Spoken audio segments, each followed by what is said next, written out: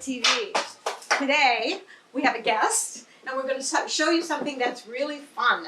Today I have with me my very dear friend Regina Ragone, who also lives in Lynbrook, and she is a registered dietitian.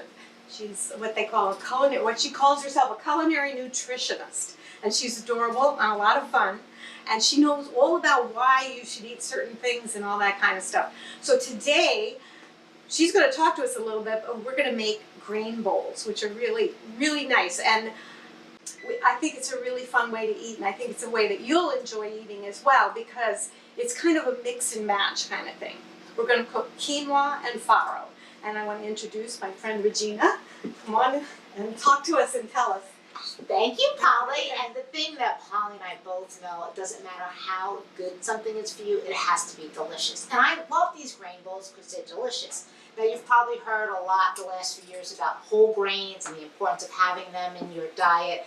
And the reason for that is because they have a lot of nutrients in them. And unfortunately, over the years, people have taken off the outer part of a lot of these wheat.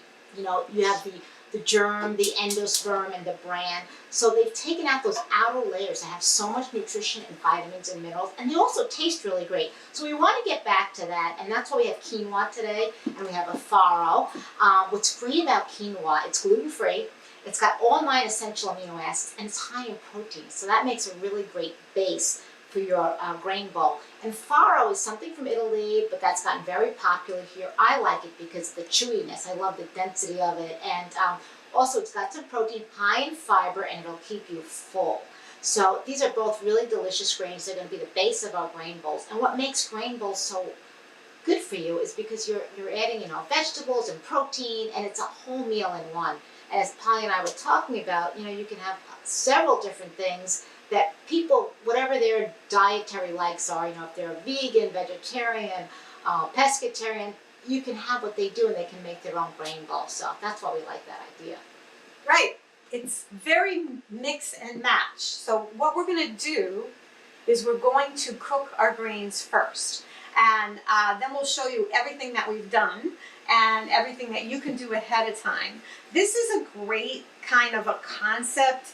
It's more like a concept. It's really not a recipe, because everything's going to be just like you like it. You're going to make your own grain bowl. But we're going to make some quinoa. We're going to actually start with the farro right here. I'm going to bring the water up to a boil. And then it's 2 cups of water. Actually, quinoa and the farro are the same formula, 2 cups of water and 2 cups of the grains. So we're going to try that first. We're going to bring that up to a boil and add the farro. Got a cup of farro, and I'm going to add a bay leaf. Now you can use water, or you can use chicken stock if you want chicken stock. You can use vegetable stock, or just plain water. So we're going to add a little salt to the water. We're going to add the farro and bring it up to a simmer, and I'm going to add a bay leaf. If you have a sprig of thyme, if you have a little sprig of parsley you want to put in there, it'll just flavor it a little bit more. So it's up to you what you want to do with it. You can flavor it all different kinds of ways. But this is going to be your basic way to cook it. So we're going to bring it up to a simmer, we're going to cover it, and then we're going to cook it about 20 to 25 minutes. And over here, we have our quinoa coming up. Let me salt this. A little salt in here. And our quinoa water is coming up to a boil also. And we're going to add the quinoa. And I do quinoa a lot with, I just saute up a whole bunch of vegetables and then mix it with the quinoa, and that's a great way to do it too. But I like this grain bowl way because it's really mix and match, and when you have fussy people, it's great. It's great for lunch, it's great for dinner. You can have it all different types of ways. So we're going to just bring this up to a simmer as well. And I'm going to set the timer. This is ready. Turn that down. And this is going to take 25 minutes, and then I'm going to set it for 20 to check. You don't want those things to boil dry, because then they do burn. Then over here we have some dressings, because at the very end we're going to put some dressing on it. We have a yogurt. I'll show you a yogurt tzatziki kind of thing. But you can use all different kinds of olive oils. There's an avocado oil and vinegars, so you can just kind of mix and match whatever you want. You can do some of these or all of these, or a few of these, whatever your family likes is what you want to do. We've got nuts, you could do almonds, you could do walnuts, you could do pecans. We've got walnuts And that's today. a great source of fat, healthy fat and protein. Great, very good. Okay, and then the chicken. It's lean protein, so we like that because you need about 20 to 22 grams of protein per meal to keep you full, and that's what we find is the healthiest. Okay, and then Chickpeas, which just a half a cup of them have 7 grams of protein, and they're really high in fiber, and I think they're delicious. And it's a great way for plant-based eating if you just want to have the beans. they're always good in salads. Yeah. I always love those, even before salad bowls. Or Yeah. anything, right? And then we have some plain steak that I cooked, and That was leftover, which is a great use for leftovers, and that's another great thing about grain bowls. You can use leftovers. yes, and make them kind of reinvent them. Yeah. They won't know they're eating last night's dinner. So over here we've got some tzatziki. We like sauces to put on because a lot of people are a little bit hesitant about eating vegetables. We were just talking that people have different taste sensitivities, and a lot of people who don't like vegetables, if you're mad at your kids or your husband because they don't eat vegetables, sometimes it's because they are very sensitive to the bitterness in vegetables, and that is a reason why they are a little bit hesitant. So it's not just that they don't like it or they're picky. So one of the things we've done to offset that is offer different toppings, different like the yogurt will kind of cut some of that, or if you could put salsa, different toppings for the vegetables make them much tastier. And we love to roast vegetables because that brings out the sweetness. I roasted your carrots, the carrots and the Brussels sprouts I roasted. So simple. You can roast vegetables in a heartbeat. And I think on Sunday afternoon you roast a whole mess of vegetables and have them in your fridge all week. I think it's a great way to kind of get yourself set for the week. But all I did, olive oil, salt, and pepper. Slice them up, kind of even-sized pieces. Olive oil, salt, and pepper. Put them in a 400-degree oven.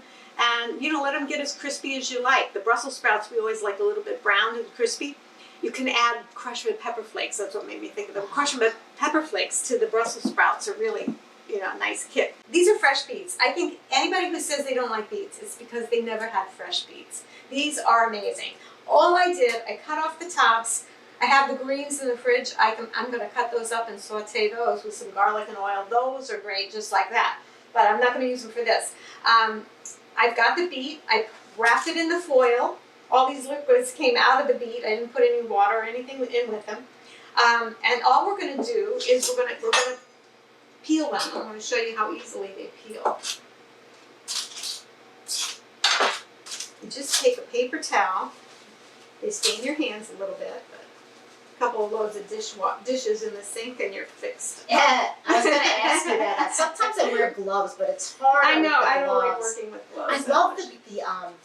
the yellow of it, the chocolate beets Oh, and yes. the candy cane Those ones. are They're so beautiful. Yeah, Almost too those are pretty to eat. beautiful. Yeah. So what's in a beet that's so good for Well, us? I think whenever you see something that has really vibrant color, it's loaded with phytonutrients. And I don't think we need to get caught up on what specific type of vitamin or mineral, but it's just got a lot going on in it. I mean, it's got fiber, and I'm sure it's got, a lot of different phytonutrients, again, because of the color.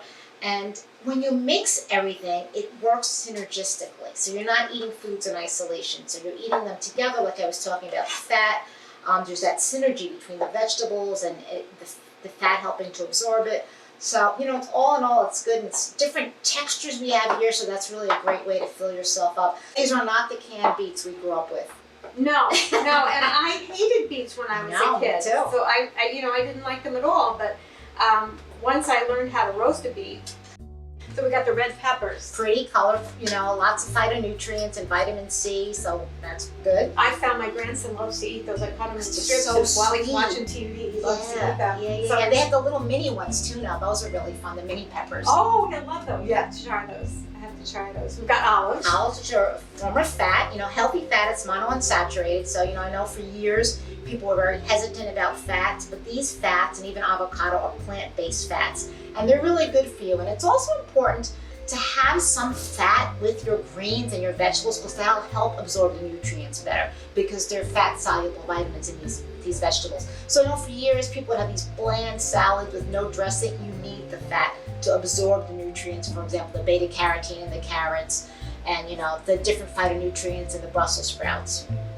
grain bowls, why they're so good, is they actually found people who eat grains like 3 times a day have lower rates of heart disease. I know we don't necessarily want to talk about that, and diabetes, and they keep their weight down because it fills them, and it's a whole grain, so your body has to break it down, and that kind of helps keep your blood sugar level, and that helps with everything, with diabetes, with heart disease, with all those things. Still got a lot of water in it. It's coming up, so we've got a little bit more time on that. We've got it says 7, so we have 12 we could go. This is really almost finished. You know, sometimes I'll add turmeric and cumin to the base, and it's really a nice kick to it, right? And when this quinoa came out in 2000, it was like so exotic. And you used to have to wash it because it had this coating on it called saponin. I think it's a natural coating that the grain has to protect itself. But now they've found some process to take it off, so you don't have to do that. But I remember we put it on everything. Yeah. That's what happens when it's a trend, you know. Now the trend has been farro. Right. It's funny because you say that, and you've been in the recipe writing world as well. Over the years, just the 21 years of all apart, right? Yeah. I noticed, like, when you want to use I want to use that recipe I used years ago. So you pull it up and you read it, and it's like there are things you have to change, like the washing off of the quinoa and things like. There's all kinds of little things. So and the farro we were talking about. Farro used to be so hard to get. Now we get it everywhere, and I can't find. So there's a difference between pearled, which is what the farro you'll mainly find out there. They take off the outer edge, so it's a little bit less nutritious, but it's really not bad. And because they take out the outer shell, it cooks quicker. So there's pearled and then there's unpearled. I needed for a recipe an unpearled farro, and I couldn't find it anywhere. So it just goes to show you they're making it so it's much quicker cooking. Whereas farro used to take like 50 minutes to cook. Now it takes what, 25? 25. Yeah, right. And you can even find Trader Joe's has 10-minute farro. I find I like the longer cooking one because of the chew. Right. And I also have a rice cooker that I use, which cooks it pretty quickly. All right, so let's start making a grain bowl. Okay, I choose these bowls because they're bigger. Yeah. And why don't we each make one that we want? Okay. How about that? And I'm going to say the quinoa, I think about 3/4 of a cup, which is a serving. Easier. Oh, okay, got it. That makes me take less. Has about 6 grams of protein, which is pretty good. So again, you're trying for, around 20 grams of protein a meal. I a lot of times have Greek yogurt for breakfast because that has 22 grams right out of the pot, so that's really great.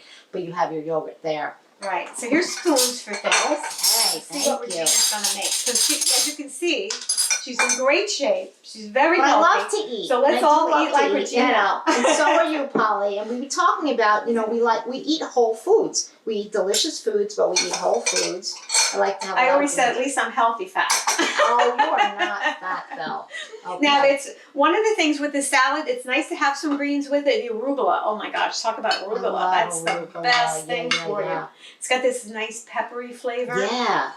And it's like one of the best greens that you can eat, isn't yes, it? It's got the most flavor to it. But spinach is pretty good for you because it's got, a lot of nutrients. I'm not as crazy about spinach, but it is very healthy for you. Mm-hmm. It's funny, I look what other dietitians eat and they're always eating spinach, but that's not, maybe because I ate so much of it as a kid. So with the greens, would you eat the greens at room temperature or would you eat them warm? What do you think? Oh, either way. I ate it at room temperature all the time, or even sometimes cold because it's out of the refrigerator. Oh, Polly, this is so delicious that somebody made me lunch. I'm so excited. I never get this. You're starting to hear a lot about heirloom grains and artisanal grains. They're going back to ancient grains, or heritage grains, because what's happened over the years, they've been so hybridized that they're feeling that maybe that's why some people are forming these gluten intolerances or, problems with their gut.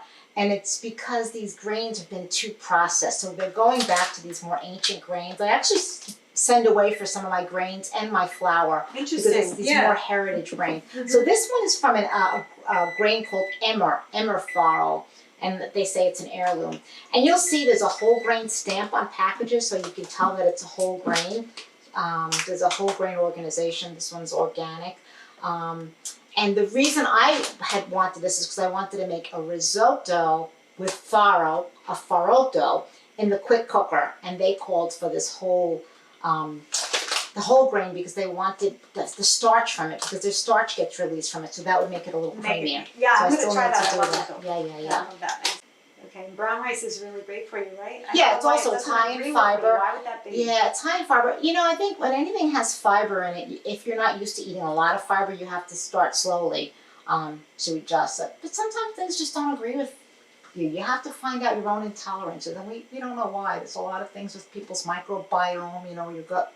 I read with kids, when they say children, a lot of times they don't like things because their taste buds are so fresh and young that things that are strong are really strong to them, and spicy are really spicy to them. So that's true with children. So and I think probably as you grow up, your likes and dislikes kind of are adapted like that too. If you drink a lot of hot coffee or have any like bad habits like cigarettes or anything like that, I mean, you kill your taste buds. You do. And they get, unfortunately, another problem about aging is you lose your taste buds, and that's why people tend to put more salt on food. That's probably why my son brought me that hot truffle sauce. Yeah, so you have to kind of find a way to not use as much salt, and a lot of people don't buy processed foods, and then you could use a little salt. Like I like those finishing salts that you put on.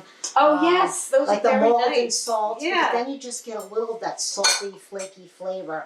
But the herbs are really a great way to modify not having more salt. But you do need more flavor as you get older because you tend to lose that.